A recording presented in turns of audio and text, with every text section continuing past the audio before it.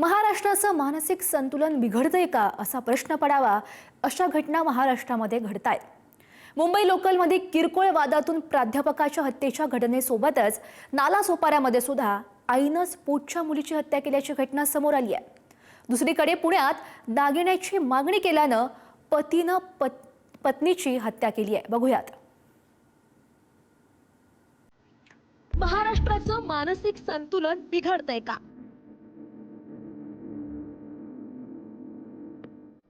नालासोपाऱ्यात आईकडून 15 वर्षांच्या मुलीची हत्या।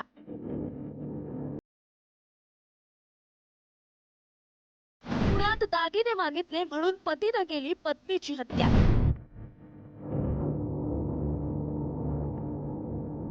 जालन्यात बहिणीला चिठ्ठी दिली म्हणून तरुणाची हत्या।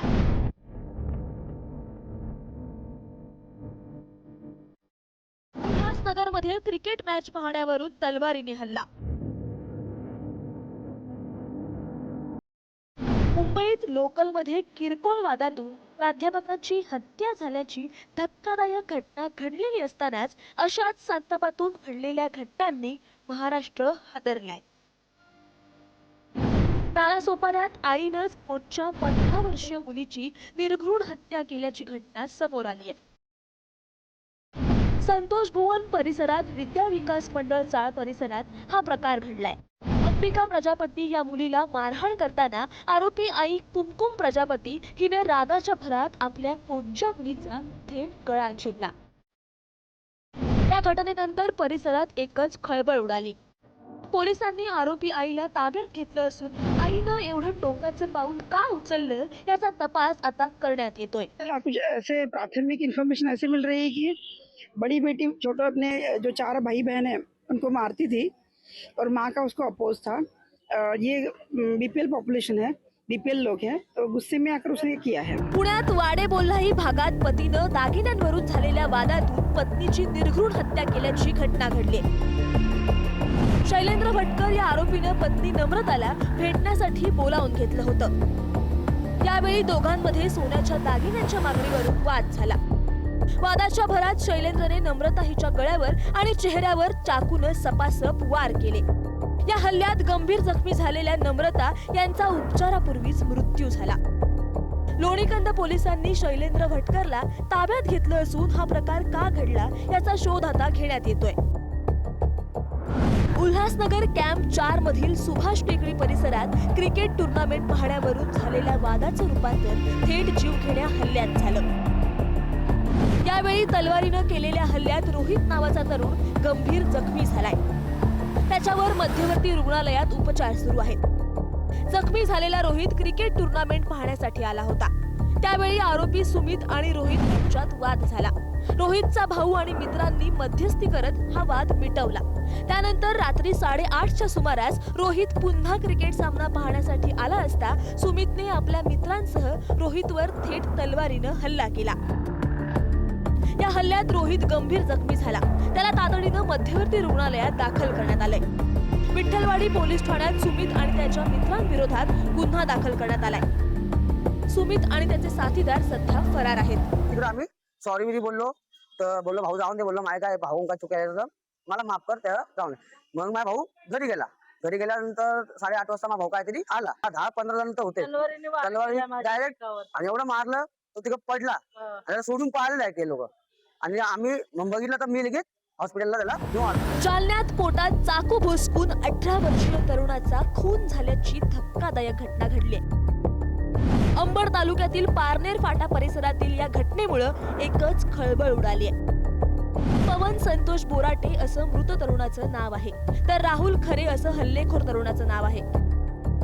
राहुलच्या बहिणीला पवननं चिठ्ठी दिल्याच्या किरकोळ कारणातून ही हत्या करण्यात आल्याचं पोलीस तपासात समोर आलंय। रागाच्या भरात पवनच्या पोटात चाकूने 2 गंभीर वार करण्यात आले। पवनचे वडील संतोष बोराटे यांच्या तक्रारीवरून अंबड पोलीस ठाण्यात या प्रकरणी गुन्हा दाखल करण्यात आलाय। आरोपीला तात्काळ अटक करून त्याच्यावर कठोर कारवाई करण्यात यावी अशी मागणी आता करण्यात येते। हा माझा भासा होता, पारनेर इथे राहत होता।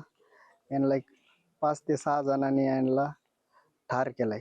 चाकू पोटात टाकला, 2 वार केलेत। कारण अद्याप माहिती नाही ते काय काय केलं, काय काय मिळच नाही। अचानक आलेत आणि घरात घुसून मारलं. काय वाद नाही, काही नाही, रोज सोबत राहणार आहे ते, रात दिवस मित्र कंपनीचे ते. त्याला सपोर्टला 5 ते 6 जण होते. त्यांचे नाव पण नाही घेतले. पोलीस स्टेशनला एकच आरोपी घेतलेला आहे. या 4ही घटना हादरवून टाकणाऱ्या आहेत. किरकोळ वादातून हल्ला आणि हत्येसारख्या घटना घडताना दिसतायत. राज्यभरातल्या या घटनांनी महाराष्ट्राचं मानसिक संतुलन बिघडतंय का असा प्रश्न निर्माण झालाय. की आपल्याला कुठली गोष्ट पाहिजे ती भेटलीच पाहिजे.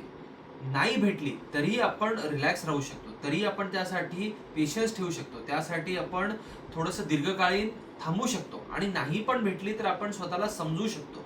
ही जी संकल्पना आहे ही कुठेतरी हरवत चालली आहे. त्या रागाच्या भरात आपलं ब्रेक बटन फेल झाल्यावर फक्त ॲक्सिलरेटर चालू असतं आणि आपण याच्यामध्ये असे कर्म करतो, असे कृत्य करतो जे आपल्याला नंतर वाटतं की असं करायला पाहिजे नव्हतं. माझ्या मनात आलेली गोष्ट समजण्याआधी ती मी करून पण टाकलेली असते आणि नंतर आपण पस्तावत असतो. याचा अर्थ आपली जी जडणघडण होते आहे त्याच्यामध्ये खरोखरच महत्त्वाचे दोष राहिलेले आहेत. आपण अधिक भावनिकदृष्ट्या समंजस झालं पाहिजे, दुसऱ्या व्यक्तीशी समरस झालं पाहिजे आणि आपल्या मनावरती योग्य प्रकारचं नियंत्रण ठेवता आलं पाहिजे. असं शिक्षण घरामध्ये, संस्थामध्ये आणि शाळेमध्ये मिळायला पाहिजे. ताणतणावातून खोट्या प्रतिष्ठेपायी अशा घटना वारंवार घडताना दिसतायत. केवळ मुंबईसारख्या शहरातच नाही तर ग्रामीण भागातही किरकोळ वादातून हाणामाऱ्या आणि खुनांचे प्रकार वाढतायत. अशा परिस्थितीत अनेकांचं समुपदेशन होण्याची गरज आहे. मात्र समुपदेशनासाठी योग्य व्यासपीठ आणि जागरूकता यांचा अभाव आहे. सातत्यानं आजूबाजूला घडणाऱ्या अशा घटना थांबवण्यासाठी कायमस्वरूपी उपाय करण्याची गरज व्यक्त होते. ब्युरो रिपोर्ट, पुढारी न्यूज, मुंबई.